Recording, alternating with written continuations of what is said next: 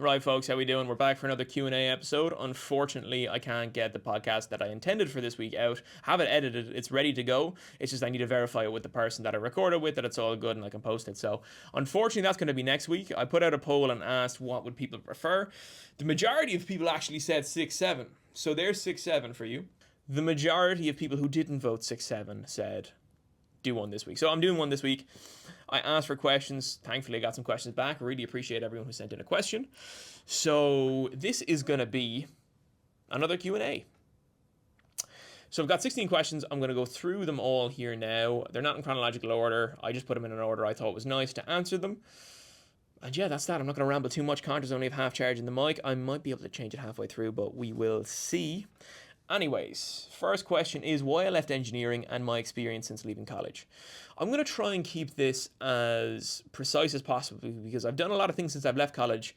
And there's also, well, there's not that many reasons why I left engineering, but I'm going to try and stay very on topic with this question. So I'm going to start with my experience since leaving college because that's came before I left engineering. So my experience since leaving college has been interesting. It's been a bit of a roller coaster, as they say, not to sound cliche. It's been a bit all over the place.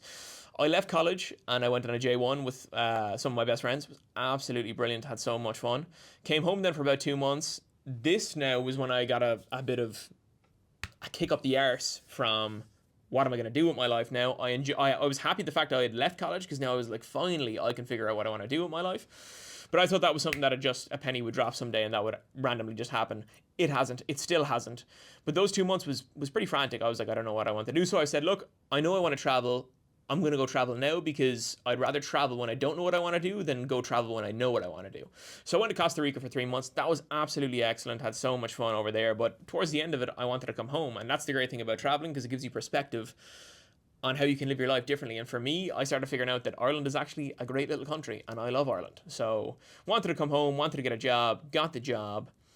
And now this was the thing once again, I was always looking to the future. There was always something else that I wanted. When I was at home, I wanted Costa Rica. When I was in Costa Rica, I wanted home. And that's a very tough thing to say, but that was how it was. I always thought the grass was greener.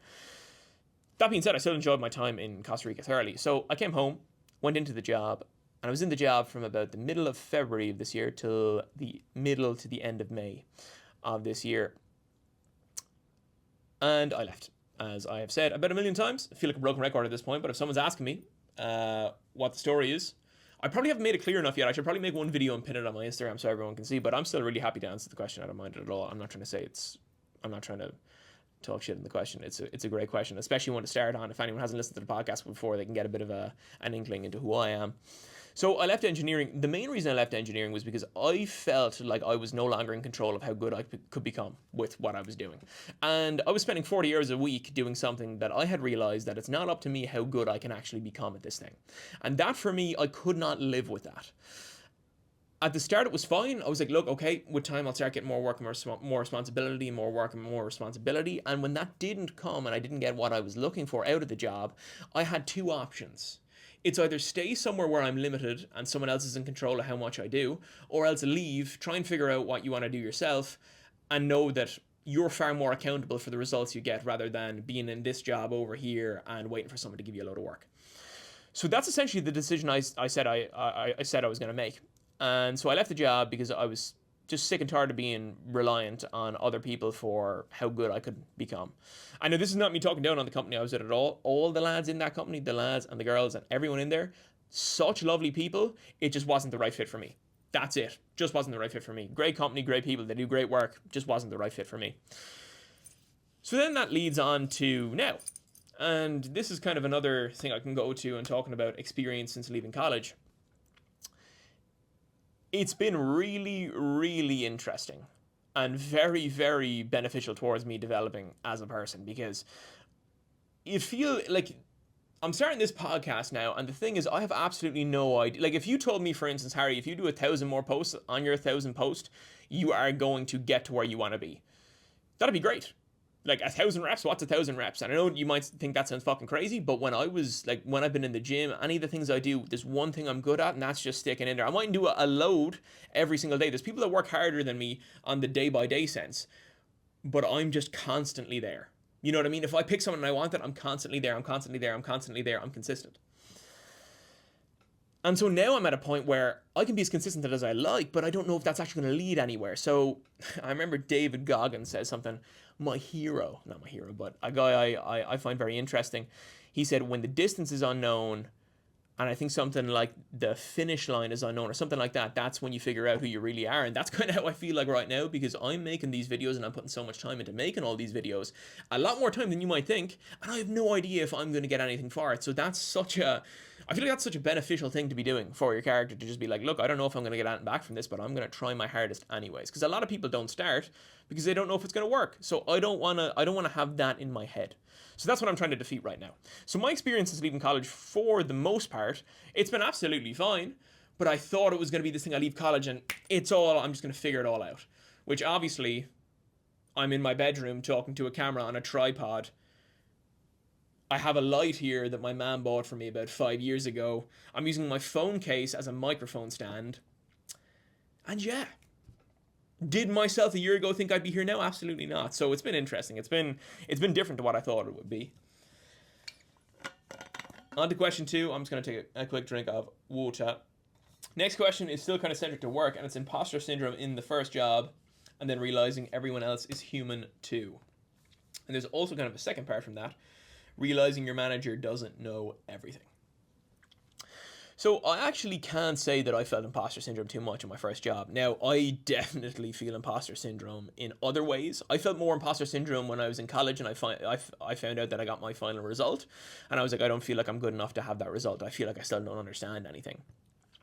And the reason I think imposter syndrome is such a thing is because you put in so much inputs into something and then you expect there should be a certain outcome, or there should be a certain way of being after that. For instance, I put so much work into college, therefore I should know everything about chemical engineering. There's that expectation. And then when this ends up not being true, that you don't know everything, then you're like, oh shit, now I feel like an imposter. So that's what I think the thing about imposter syndrome is.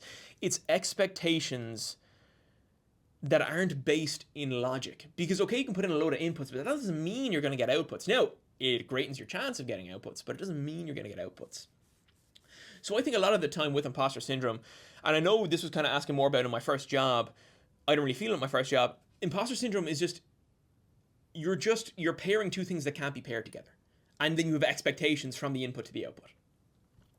And I didn't really have that in my first job because I knew, I was coming out of college, I was like, right, I have no idea what I'm doing. You know, I've never done chemical engineering in a practical sense, so I have no idea what I'm doing. So that's okay. So now I have no expectations. You know, I have literally no expectations. But what I do know is, what I do have expectations about is, you give me work, I'm going to do everything I can to make sure I try and figure it out. Now, I mightn't figure it out, but I'm going to work hard. So I did have an expectation of myself relative to how much quality should be in my work and understanding, but I had an expectation of myself of how hard I should work to try and figure it out and to try and achieve a certain level of quality. So I can't really say I felt imposter syndrome too much in my first job, because I really didn't. I felt it in college a lot because, like I said, I've done so much study, I've done so much work, I've gotten this result, don't really feel like I can stand over this result. No, I feel like an imposter. There's a disparity between the input and the output. So, yeah, I can't really say that I'm not going to try and talk about me having imposter syndrome in my first job, because I simply didn't have it. But I definitely have had it in other ways in life. And like I said, I've said it 20 times now. Inputs, outputs, having an expectation of how you should feel with that output, and then when you don't feel that way, imposter syndrome. In my opinion, remove expectation. I struggle with that a lot. If you remove expectation from things, what's the big deal? There is no big deal. There's no expectation. You're not holding yourself, not that you can't hold yourself to a standard. You should always hold yourself to a standard, but you're not expecting a result. You're not expecting a final outcome. And then if it doesn't go that way, you either feel bad or you feel like an imposter. That's my opinion. I can't really say much more on it other than that.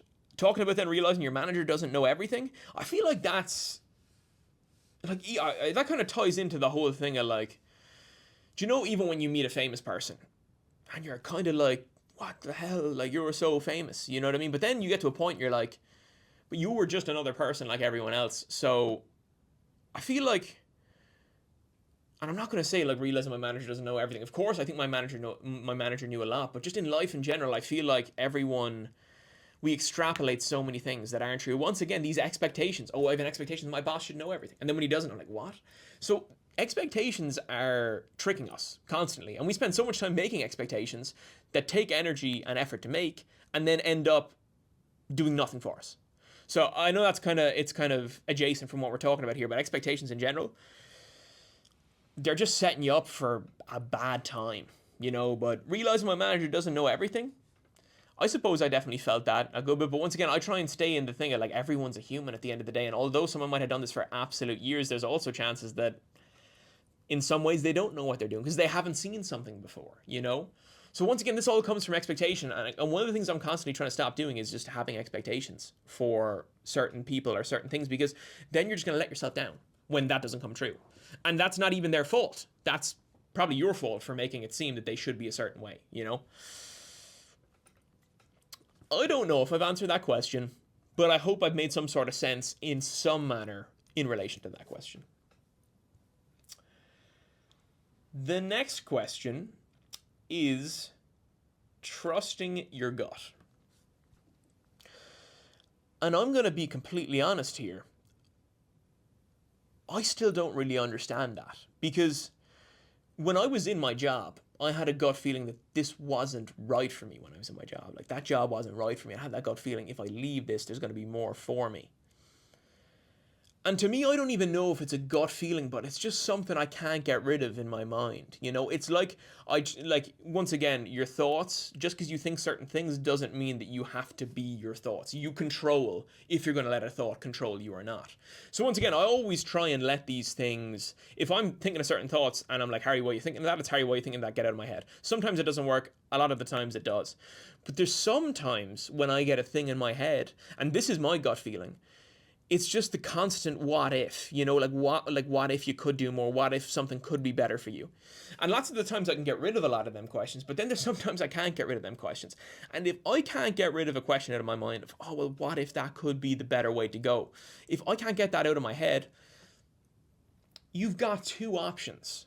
You can live with that and let that keep racking your mind and keep living maybe a dissatisfactory life because you're not living up to that one question in your mind you need to answer. So that's going to frustrate you like crazy. Or else you listen to that.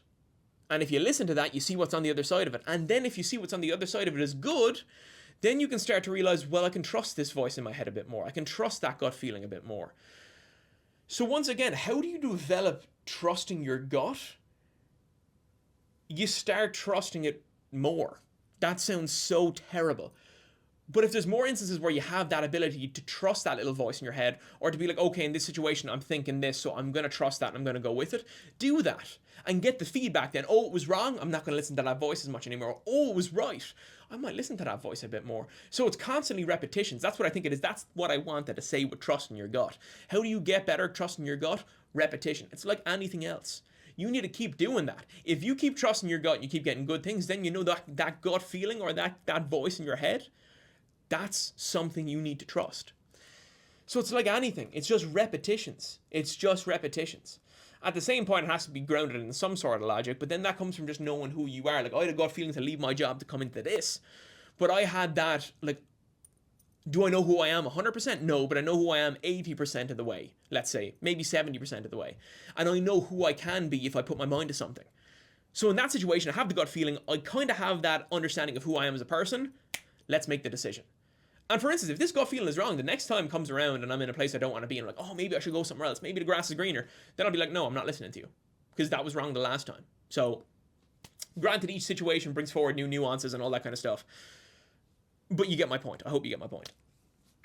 So the next question is fear being a signpost and not an obstacle. And to me right now, fear being a signpost and not an obstacle, that is exactly what I'm trying to do with this.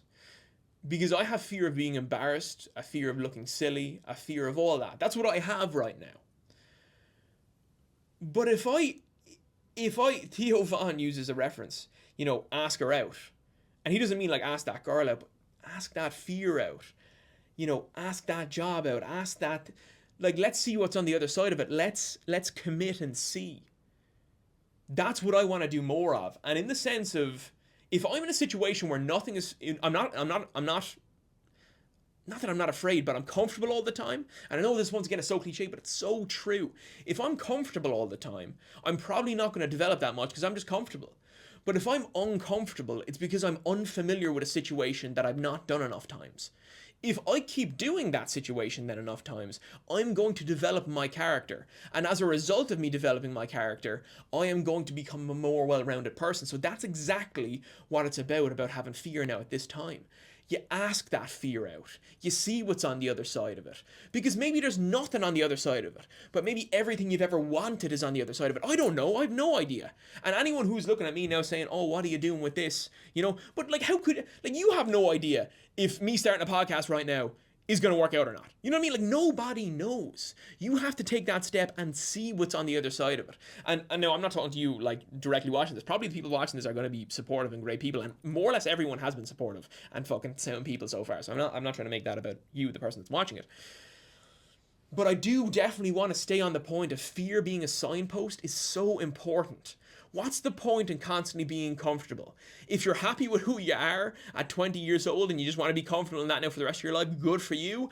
I'm definitely not comfortable. I'm definitely not happy with who I am yet. Am I proud of some of the things I've done and am I happy with the way I'm developing into a person? Absolutely. But I'm only going to become truly happy if I keep asking that fear out. If I keep doing it. And this is my choice to keep asking that fear out. Because otherwise you're just going to be comfortable. And what's on the other side of comfort? It's great, it feels good, but are you actually going to develop? Are you going to become anything that you weren't already? And that to me is just boring. I want to figure out how I can be in so many different ways, in so many different avenues of life. And this right now, the fear of embarrassment, that's a tree I'm trying to chop down. Actually, let's not use that reference because that just sounds terrible.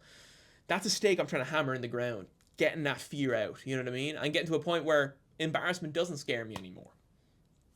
And that has definitely, when I post my first post, I've said this to some of the people I'm very close with, I was like, man, I'm so scared of what people are going to think of me. Now I'm just like, no, I still care. I definitely still care about what people think about me, but I care about it to like at least a 50% level less. And with more time, it'll be another 50% and another 50% and another 50%. So that's it. Keep asking that fear out. It's a signpost. It's not something that's supposed to stand in your way.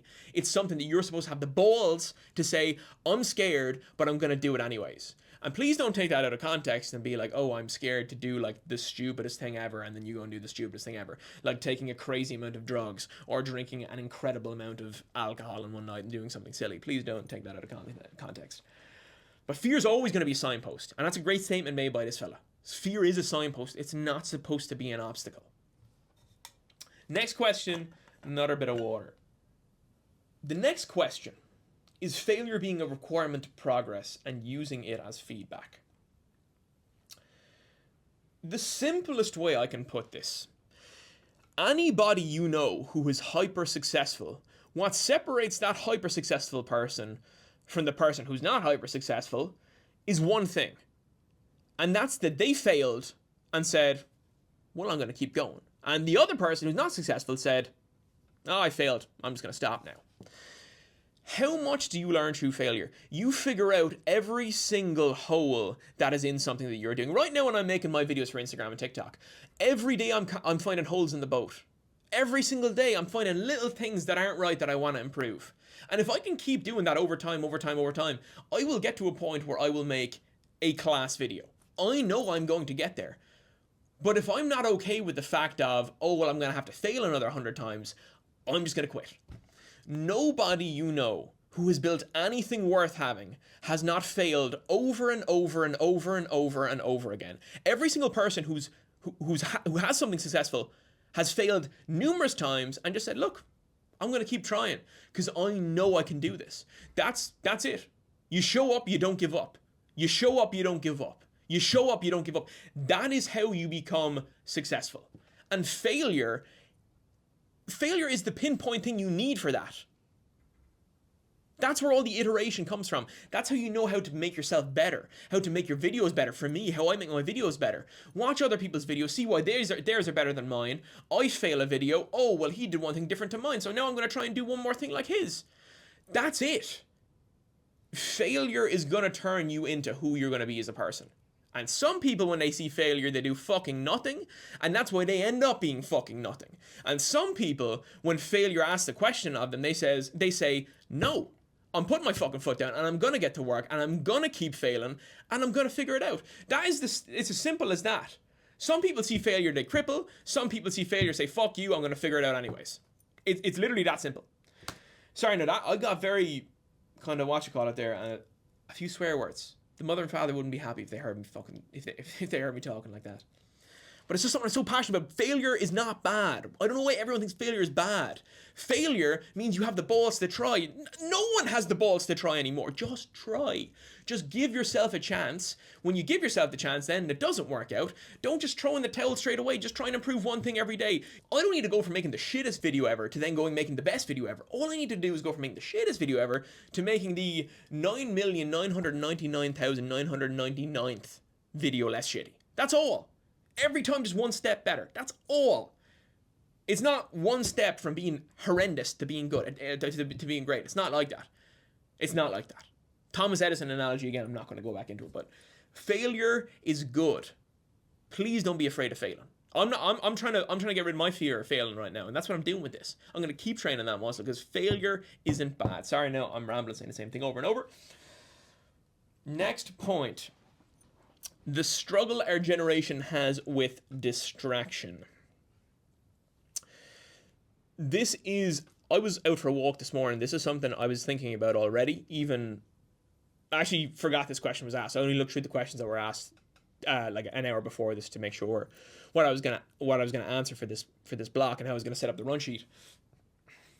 But essentially, the reason why nobody does anything anymore is because there's so many different opportunities. And all them different opportunities are just different choices. For instance, what hobby am I going to start up? What am I going to watch on YouTube? What am I going to have to eat? In every situation, you have so many choices. If you have so many choices, you're not going to commit to anything because you're not going to know, oh, well, it's not 3 options. I have a 33% chance of committing to the right thing. It's, I have endless options. How could I possibly know if what I'm about to commit to is going to be worth it or not? So I don't know if that's what this guy is asking me in terms of distraction. He might be talking more about the phones and social media and all that kind of stuff. But the amount of choice we have nowadays, that is the inbuilt distraction. If we constantly think there's another thing out there for us, we will never commit to anything because we're never going to know if it's going to be the right thing. And we're like, well, there's no point in committing to the right thing when there could be something else out there that, oh, I'll find someday and it'll just happen. That shit is a lie. That's never going to happen. If you've been waiting all this time to start something up and you still haven't figured out what you want to start and you still are doing nothing, you can't keep waiting. If you keep waiting, you're going to stay in the same place. And this is the thing. The distraction nowadays lulls us into this place of being comfortably numb. We have our phone. I don't know what I want to do, but I can spend the time where I don't know what to do pretty well because I can just endlessly scroll and that'll give me dopamine. Everyone is so distracted in every single choice they're making in their life because there's so many options they could make. It's decision fatigue. There's so many choices, and the thing is, if you don't make a decision, that is making a decision. You saying, oh, I'm not going to decide yet because I don't know, that is you making a decision, my brother. That is you making a decision. You can't do that.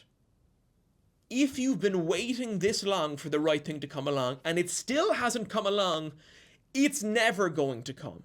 You need to get off your arse and start doing something today you think you might like doing. You need to start choosing. And the thing is, if people are struggling with choosing, oh, well, I don't know what I want to choose in my life. I don't know. How many times during the day are you making choices? Because if you're not making choices and going with the flow, every fucking decision you get, you're never going to actually be comfortable making a decision. That's not me saying you have to be in control of every single thing in your life. Sometimes you just have to go with the flow. That's fine. I'm all for that. But if you're never making decisions about small things in your life, and then you randomly think you're going to be able to decide what you want to do with your life, what are we talking about, man? That's like you saying you want to run a marathon before you can walk 10 steps. You need to be making them small choices in your day-to-day life to then go figure out and be like, oh, well, now I'm going to make this decision here. Because more decisions you make, the more faith you have in yourself, the more feedback you get from failure and past decisions, like we just talked about, then you figure out what you want. So once again, I've kind of gone adjacent on the question, but the struggle our generation has with the distraction is 2 things. So many choices that we don't know what to do. When we don't know what to do, we've got the perfect thing to wait with, and that's our phone. That's it. That is literally it. If you don't know what the perfect choice is, newsflash, you're never going to know what the perfect choice is. The only way you're going to figure out what to do is make a decision, do something, fail at that thing. When you fail, take the feedback, bring that to the next decision. That is how you stop being distracted. I'm sorry if that's gone a different direction. That's the direction I wanted to go with it anyways.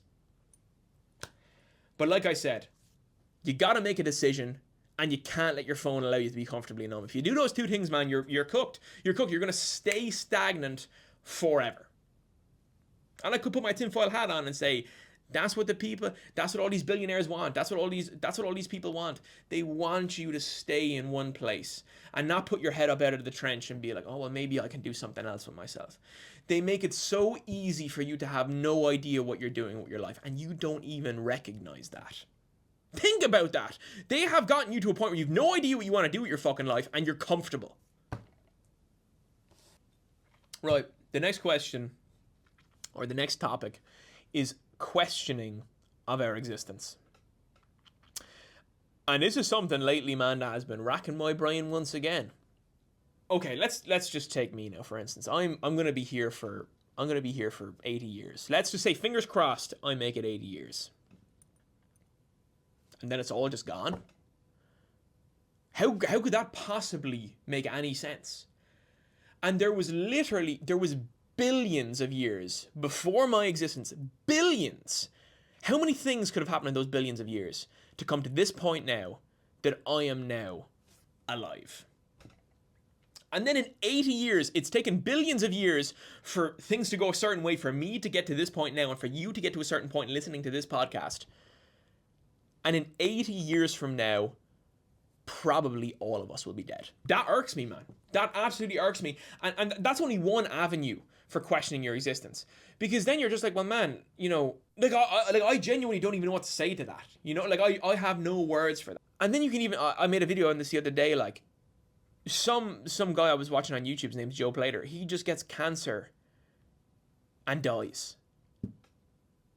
And once again, people are going to might call me cliche for this, but that to me just makes no fucking sense, man. And that's the thing with this topic of questioning of our existence. I know for me, if I get too caught up in this, I'll lose myself. I can't. I just have to take it as face value of, look, man, I'm here, I'm just going to do my best every day. You know what I mean? Because how could I possibly understand that there's been 13 billion years or however many billion years before me right now? And all of those things has led to me being alive. Not everything, like I'm the center of the fucking universe, but for me to be alive now, the last 13 billion years, certain events had to take place, which have now led to me. Like, man, what? Like, that makes, like, even let me make it even smaller, just to make more sense. My dad loves playing golf. My mother used to love playing golf too. And my dad met my mother once randomly in the car park in Waterford Golf Club, just randomly one day. Just randomly.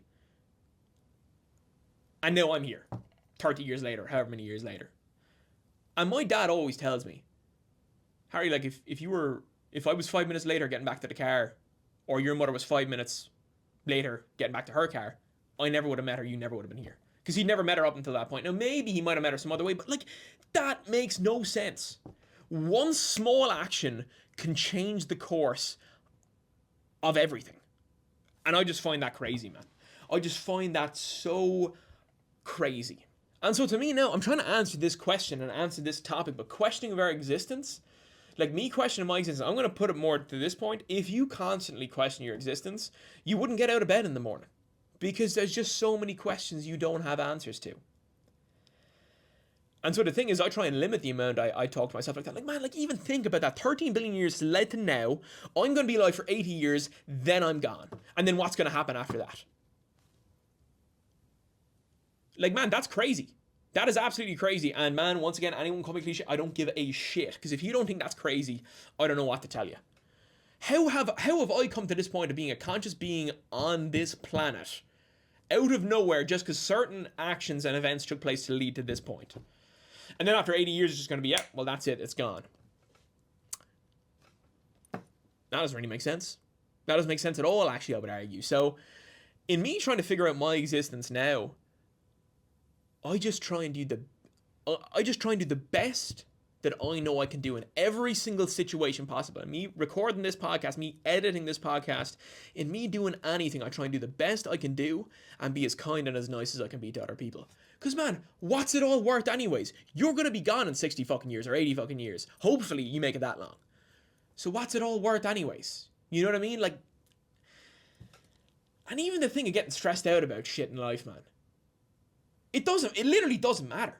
Nothing fucking matters. And you can take that two ways, being like, oh, nothing matters, so I'm going to do nothing with my life. Or nothing matters, I'm going to do everything I can and try my best with everything I can do.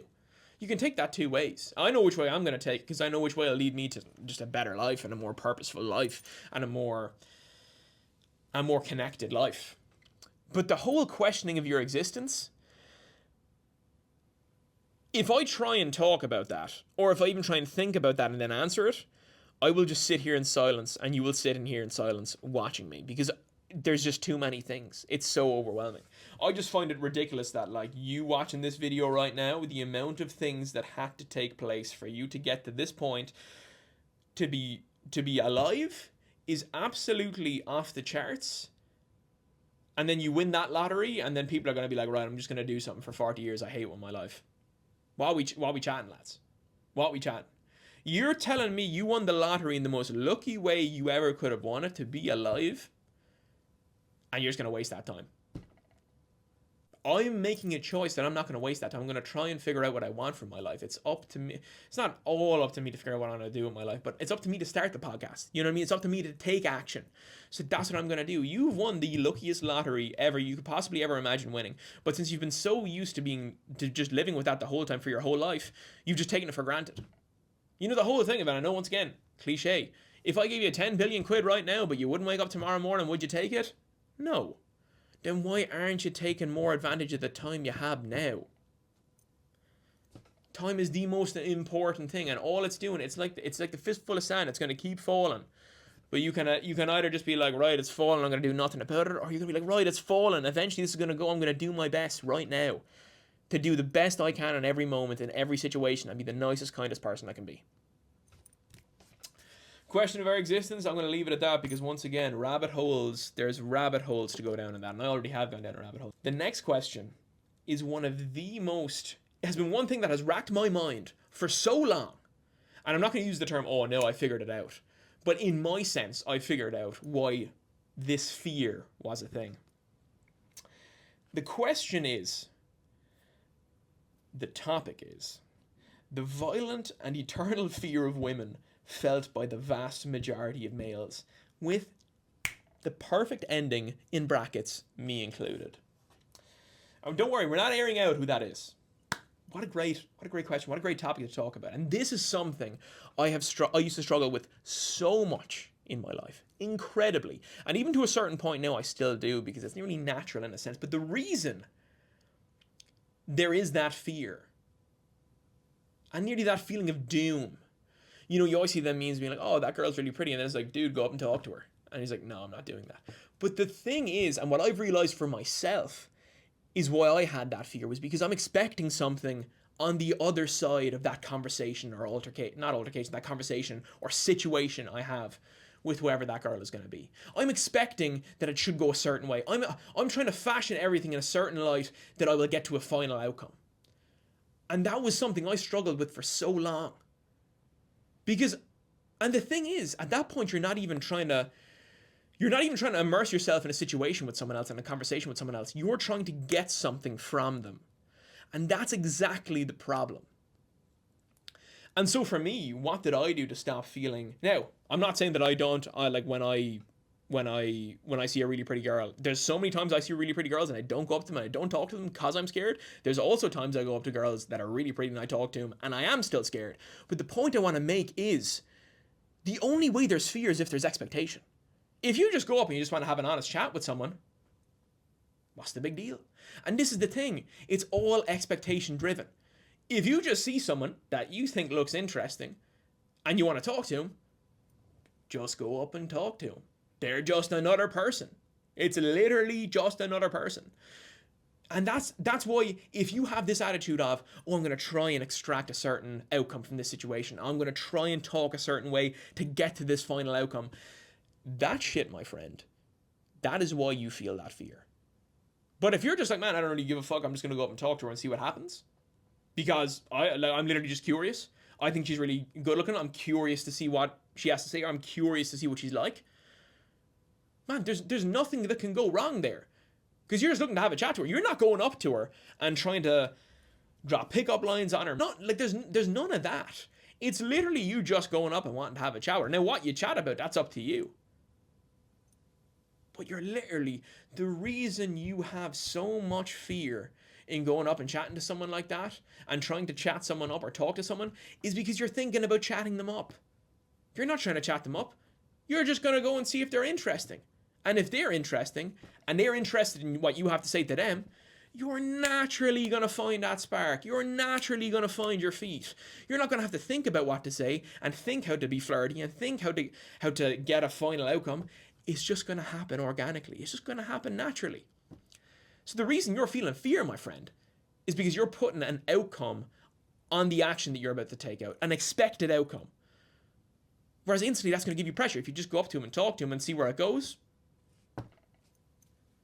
maybe you'll get into some sort of flow and you'll be chatting away and she'll be laughing and you'll be laughing. Or maybe you'll go up to her, she's not really the same person as you, you don't talk about the same things, there's kind of a block there, and then you can just be like, all right, well, there's no point. That's not something that's going to be, that's not something that's in my best interest or in her best interest, so I'm just going to leave that off. So you need to remove this thing of being like, oh, there has to be an outcome from this situation. Just go up and chat to someone, man. That's it. They are a human being. You are a human being. It's not a pretty girl. It's a human being. We are all human beings. Sorry if I rambled a bit there. I think I've gotten the point across. No expectations. No more expectations. Expectations are banned. And that goes the same way with girls and guys too. No expectations. You just want to have a chat. We're all just human beings. That's something that's really helped me. So maybe that'll help you. The next question, folks, is political. And honestly, in a sense where, you see, this is a very interesting, I might as well tell you what the questions are first. The first topic is Benjamin Netanyahu. The second topic is Israel. So the thing is, I have not done deep enough research to have a true understanding of the situation, to know what my real stance is on this. But what I do know is that I have a limited amount of knowledge. And from the limited amount of knowledge I have from seeing what's on the news and seeing videos of Palestinian people holding their dead children in their hands, is it possible to do anything but condemn what Benjamin Netanyahu is doing? That is evil. So I am on whatever side is opposing evil. I will put it to you that way. The decompress section, folks. The first point, the first topic, is the beauty of 200-yard slices. And the man who's asked me this question, he knows all too well what my opinion of the simple and just easy beauty it is to tee off on the 11th in Waterford Golf Club, and your ball ends up nearly in the trees in the far side of the 15th. That right there is character building. No, to make it seriously though, or to make it serious, the beauty of 200-yard slices, there is no beauty in 200-yard slices. I am off the tee, and the thing is, I don't even slice the ball. I just start right, go right. So I need to fix my swing because it sucks ass, man. It sucks so bad. But yeah, 200-yard slices is not good. If I could just hit one club in my bag good, it would be my driver, because it's the most important club in your bag for like just us normies who just play golf. Not professionals for that matter, but just normies. Maybe even at the pro level too. Maybe Tiger said that before. If I can't get the ball and play off the tee, man, I have no chance. I literally have no chance. If you were putting yourself in the trees, off the tee, you're instantly looking at bogey. Instantly. Best case scenario, you look at bogey. Maybe double or worse.